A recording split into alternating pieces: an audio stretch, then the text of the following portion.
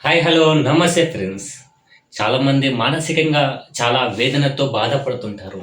Love fail అయిందనో, లేదంటే నా లైఫే ఫెయిల్ అయిందనో, మా ఇంట్లో వాళ్ళు ఇలా అన్నారు, నాకు ఇలా అయితుంది, అలా డిప్రెషన్‌లోకి వెళ్ళడము, లేదంటే మానసికంగా కుంగిపోవడము, ఇంట్లో నుంచి బయటికి రాకపోవడము. వాళ్ళు ఒకటే దాని మీద "అరే! నా పరిస్థితి ఇలా అయిపోయిందని" ఇలా ఇలా అన్నారు. మానసికంగా హింసించకపోవడము ఇలాంటివి జరుగుతాయి. కొంతమంది ఇలానే ఉండిపోయి ఫోబియాలా మారిపోతది వాళ్ళకి.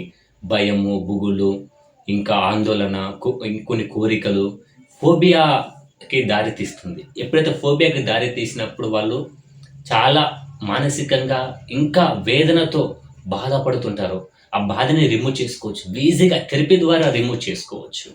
దాన్ని చాలామంది ఎట్లా అంటే మంత్రాలు, చాతబడి సంథింగ్ వేరే వేరే అని చెప్పేసి వాళ్ళు భయపెట్టిస్తుంటారు. అవన్నీ భయపడాల్సిన అవసరం లేదు. ఈజీగా థెరపీ ద్వారా రిమూవ్ చేసుకోవచ్చు. ఈ భయాలు గానీ, ఈ యాంగ్జైటీ, డిప్రెషన్‌లు గానీ ఇవన్నీ. ఎందుకంటే కొంతమంది తాయెత్తులంటారు, అవంటారు, ఇవంటారు చాలా నడుస్తున్నాయి.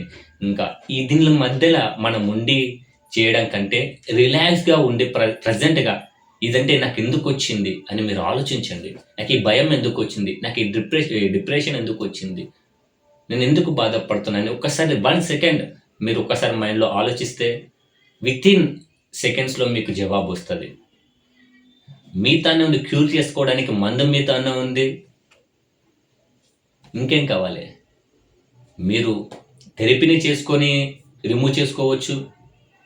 మీ మైండ్ కెపాసిటీని బట్టి మీరు మూవ్ కావచ్చు.